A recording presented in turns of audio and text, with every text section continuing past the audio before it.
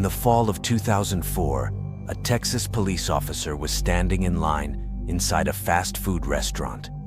He turned to look at the people in the restaurant and pretended to be looking at the people as usual, like everyone else, standing in line and waiting for his turn. But the truth was not like that. He wanted to take a quick look at two people who were eating in the restaurant. He had been watching them all that day. When he saw something in their eyes, he made the hair on his body stand still, and involuntarily, he put his hand on his gun. And when he touched his partner who was standing next to him, he pointed at them, and they pulled their gun and walked directly towards them. Hi friends, my name is Richard, and the story I'm going to tell you today, as much as you try to predict its events, you probably won't be able to. On the evening of June 17th, 2004, a 21-year-old woman named Molly Daniels arrived at the garage of the home where she lived with her husband and two children. Molly had a long-time job as a receptionist at a decor company. And of course, the last thing she wanted to do after a tiring day at work was prepare dinner for her husband and kids. As soon as she opened the door of the house, all the fatigue she felt turned into happiness, because the first thing she heard was the laughter of her 4-year-old son, Caleb. She entered his room and saw him playing with her husband, Klai, while their 1-year-old daughter, Harley, sat on the floor watching them while she was happy. She greeted Klai and the children with a smile on her face, and she was very happy to see them, and she had a feeling of satisfaction because she had a beautiful family, and then she went to prepare dinner for them. Their financial situation was very difficult. The city they lived in was developing and rents were rising. Her husband Klai, who was originally a mechanic, had been out of work for a long time. That's why he stayed home with the kids and Molly was the one working. But her salary was low, barely enough to last a month, but as I told you, she was very happy with her family because Klai was very good with children, especially her 4-year-old son, because this is her son from her ex-husband. So Klai is not his father. Now that I've introduced you to the family, let's get to the point. That night, after they finished eating, the kids were asleep in their room while Molly and Klai were watching TV. Afterwards, Molly said she was tired and wanted to sleep, while Klai said he would stay up a little longer. After she went to her room to sleep, at exactly 10:45, she was falling asleep, and suddenly she heard the sound of the car in their garage running, and after a while the car started moving. She wasn't surprised because Klai told her he wanted to go see his mother to make sure she was okay. He had some books he wanted to give her, so she went back to sleep. At 6 in the morning, she woke up from her sleep, and surprisingly, Klai was not next to her. I ran to the window to see the car, and the car was not there. She went downstairs to see. They searched the entire house, but Klai wasn't there. I was worried about him, so I grabbed the phone and called his mother. When she answered, Molly asked her, "Is Klai with you?" "He told me last night that he would visit you." She said no, she didn't know he was coming to her last night. The distance between Klai's home and his mother is a 65 kilometers long highway. But this whole road is bumpy and dangerous. But Klai got used to this route because he always took it to his mother's house. But suddenly, Molly and Klai's mother fell silent. The two were thinking the same thing. Could it be that Klai had an accident on this road while going to his mother's house last night? His mother asked her to calm down and stay at home with the children. "I'll get in my car and come to your house this way and let's see if we can find it." They hung up the phone, and his mother ran to her car and headed straight that way. She started driving, looking for Klai's car left and right, looking to see if there was an accident here or there. She had not walked a little of the road yet. She saw a crisis, police cars, ambulances. The first thing she thought was that this was her son. Perhaps an accident had happened to him. She parked her car to the side and walked towards the scene of the accident. She was trying to see what was happening, and the police were trying to push her away, but she pushed him and saw that there was a car that went off the road and fell between the trees and was burned. She told the police, "Do you know whose car this is? Is this my son's car or not?" The police asked her to calm down, as until now we do not know who he is and we do not have any information. As you can see, they are trying to put out the fire." His mother could not wait and returned to her car and took another road to Molly's house and brought her to the scene of the accident. Once they got there, they went to the police and the fire was brought under control and they extinguished it. As soon as Molly saw the car from its external appearance, she knew that it was their car. Molly and the police approached the car and opened the door. It was clear that there was a person inside and there was a charred human being in the driver's seat. Indeed, the things in the car confirmed that this person was Klai. When the news of his death spread, the entire neighborhood was in shock and sympathized with Molly. All the neighbors loved her, a woman who is kind to everyone, shy, and never bothers anyone. They tried to help her and raised $1,000 for her. Several neighbors bought her things for the house. Molly was completely devastated by the incident, and it was clear to everyone how sad she was. Although everything was clear to the people, the police began investigating and trying to find out how this accident happened to Klai. There were many things that surprised them about the accident, the first of which was that there were no signs of the car collision at the scene. I mean, is it possible that Klai didn't hit the brakes before he lost control of the car and crashed into the tree? The second thing is, how did the fire start in the car? The fire was so big that it melted everything but the steering wheel. Even Klai's body was completely destroyed. The police saw many cars that had been involved in accidents, and some of them were burned. But what happened in Klai's car was not normal.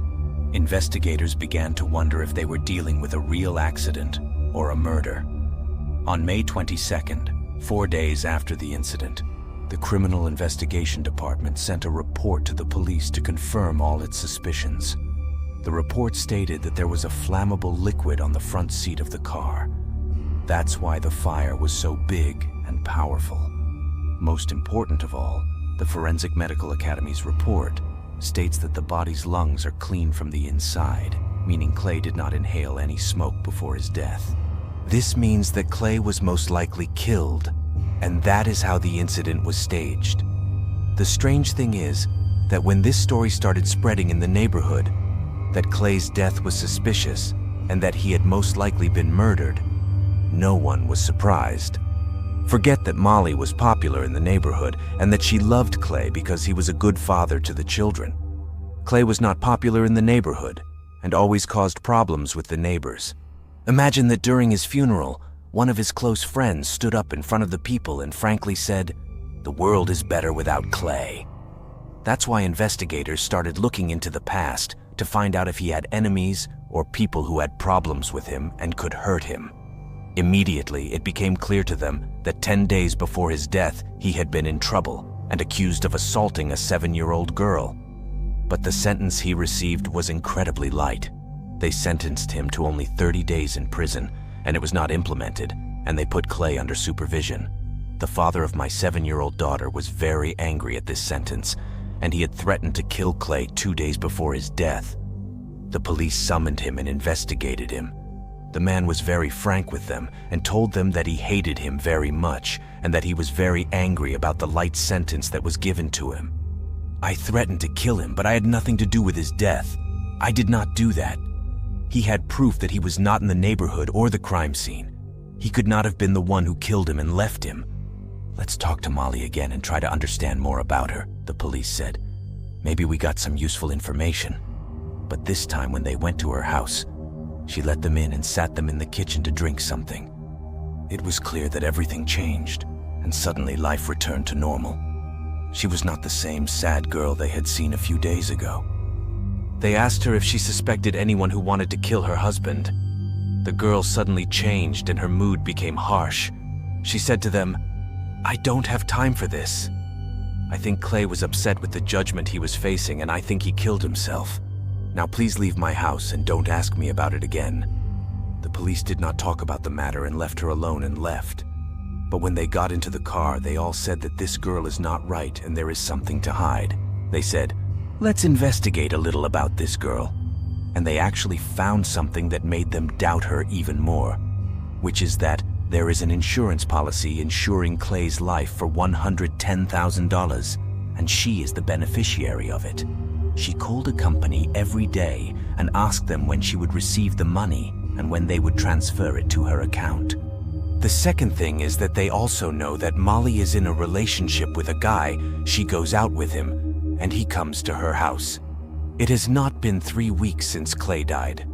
The neighbors and the nanny that Molly brought her children say that their 4-year-old son does not accept the new person in their lives, and that the boy's behavior has changed, and he has become aggressive and always screaming.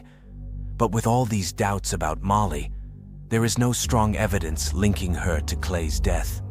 Things remained like this until the fall of 2004, and the police were unable to obtain more information about his death and how it ended in a car burning on the side of the road. After all this time, they decided to go back and focus on Molly and said we would put her under surveillance 24 hours a day and see all her movements. At first, all the reports that came from Molly were normal.